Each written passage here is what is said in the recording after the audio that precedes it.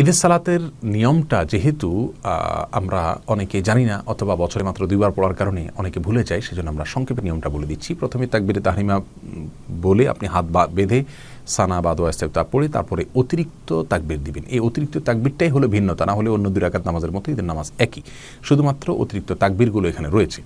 অতিরিক্ত যে তাকবীর, সেই অতিরিক্ত তাকবীরের সংখ্যা নিয়ে ফুকাহা ইকরামের মতভেদ রয়েছে। সেটা নতুন নয়, যুগ যুগ ধরে শতাব্দীকে শতাব্দী ধরে বরং সাহাবী তাবিঈন যুগ থেকেই চলে আসছে। বিধায় এটা নিয়ে আমরা খুব বেশি আলোচনা অন্তত এখন করার মতো কোনো সুযোগ নেই।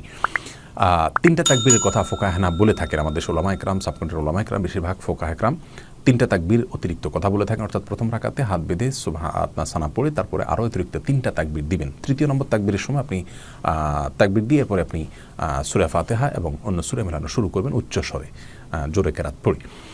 আর আরও বিশ্বের ওলামা ইকরাম তাদের গবেষণা অনুযায়ী তারা বলেন যে প্রথম রাকাতে অতিরিক্ত 6টি তাকবীর দিতে হবে। তাকবীরে তাহরিমার পরে আরও অতিরিক্ত 6টি তাকবীর দিতে হয়, মোট 7টি তাকবীর হবে।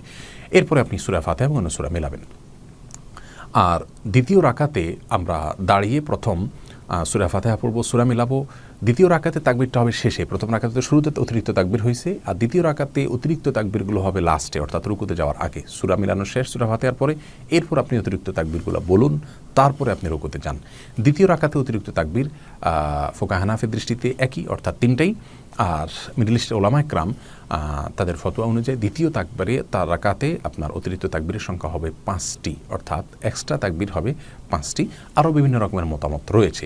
আমরা আগেই বলেছি বিষয়টি মতপার্থক্যপূর্ণ, তবে 3 তাকবীরের বিষয়টিও হাদিস দ্বারা, বিশুদ্ধ হাদিস দ্বারা প্রমাণিত, এবং আপনার 6 তাকবীর 5 তাকবীরের যে বর্ণনা রয়েছে সেগুলোও বিশুদ্ধ হাদিস দ্বারায় প্রমাণিত। এটা নিয়ে গণ্ডগোল বা ফাসাদ করার মতো কোনো কিছু নাই। আমরা এই তাকবীরগুলোর মাধ্যমে ঈদের সালাত আদায় করব, এবং যে কোনো মত, যে 2টি মত উল্লেখ করলাম, যে কোনো মত অনুযায়ী আদায় করলে ঈদের সালাত আদায় হয়ে যাবে। আমরা পৃথিবীর বিভিন্ন প্রান্তে অবস্থান করছি, বিভিন্ন প্রান্তের মানুষরা হয়তো আমাদেরকে দেখছেন বা শুনছেন। আমরা সবার বিষয়টিকে মাথায় রেখে 2টি মত উল্লেখ করলাম, এবং 2টি মতের 2টি গ্রহণযোগ্য এবং হাদিস দ্বারায় সমৃদ্ধ, যার কারণে কোনোটিকে উড়িয়ে দেওয়ার কোনো সুযোগ নাই। বিস্তারিত এগুলো সম্পর্কে জানতে চাইলে ডক্টর খন্দকার আব্দুল্লাহ জাহাঙ্গীর রহমানের রচিত যে বই রয়েছে সেটা আপনারা পড়ে নিতে পারেন। তো যাই হোক, বলছিলাম যে ঈদের সালাতে আপনি অতিরিক্ত তাকবীর দিবেন প্রথম রাকাতে হাত বেঁধে, তারপর আর দ্বিতীয় রাকাতে রুকুতে যাওয়ার আগে, বাস এটুকু পার্থক্য। এরপর সালাম ফিরিয়ে আপনি সালাত শেষ করবেন। সালাতের শেষে খুতবা দিবেন কিনা এ বিষয়ে আরও বিশ্ব ওলামা ইকরাম আনাস ইবনে মালিক রাদিয়াল্লাহু তাআলা আনহুর একটি হাদিস বুখারীতে এবং মুসনাদ ইবনে আবী শাইবা বর্ণিত হয়েছে। তিনি একবার ঈদের সালাত পাননি, বাসায় গিয়ে তার লোকজন যারা ছিলেন তাদেরকে নিয়ে ঈদের সালাতের জামাতের বন্দোবস্ত তিনি করেছেন। তো সেই হাদিসের আলোকে আরও বিশ্ব ওলামা ইকরাম বলেন যে আপনি এখানে খুতবা দিবেন না। আর তাছাড়া আমাদের অনেক ভাই বোনরা আছেন যারা খুতবা দেওয়া নিয়ে আপনার দুশ্চিন্তা আছেন যে আমরা ঈদের সালাত নিজেরা পড়লে খুতবা কে দিবে, খুতবা তো আমরা দিতে পারি না। প্রথম কথা হলো খুতবা ঈদের সালাতে সমস্ত ওলামা ইকরামের মতেই সুন্নাত, যার কারণে এটা ছাড়া ঈদের সালাত হয়ে যাবে। আর এই পরিস্থিতিতে অর্থাৎ কেউ বাসায় এভাবে ঈদের সালাত যদি আদায় করেন তাহলে সেক্ষেত্রে তিনি খুতবা দিবেন কি না এটা নিয়ে মতপার্থক্য তৈরি হয়েছে। আরও বিশ্ব ওলামা ইকরাম বলেছেন যে খুতবা দিবেন না, যার কারণে আমরা খুতবা নিয়ে দুশ্চিন্তার কোনো কারণ নেই। আমরা ঈদের সালাত নরমালি পড়বো ইনশাআল্লাহ বিইذনিল্লাহ। তবে যথাসম্ভব অনেক ফুকাহা ইকরাম ঈদের সালাতটাকে যথাসম্ভব উন্মুক্ত জায়গায় পড়ার পরামর্শ দিয়েছেন, ফতোয়া দিয়েছেন, যার কারণে আমরা সম্ভব হলে বাসার অথবা নিজের বাড়ির তুলনামূলক উন্মুক্ত জায়গাতে আমরা পড়ার চেষ্টা করবো ইনশাআল্লাহ বিইذনিল্লাহ, এবং উন্মুক্ত রাখার চেষ্টা করব।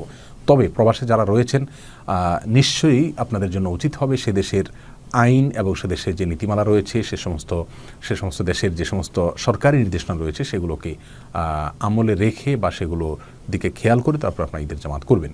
এমন যেন না হয় যে বড় কোনো জমায়েত করে ফেললেন, সেটা আপনাদের জন্য আইনি এবং স্বাস্থ্যগত দিক থেকে ঝুঁকির কারণ হতে পারে। বিধায় খুব বেশি গ্যাদারিং যেন না হয় সেদিকটা খেয়াল করবেন।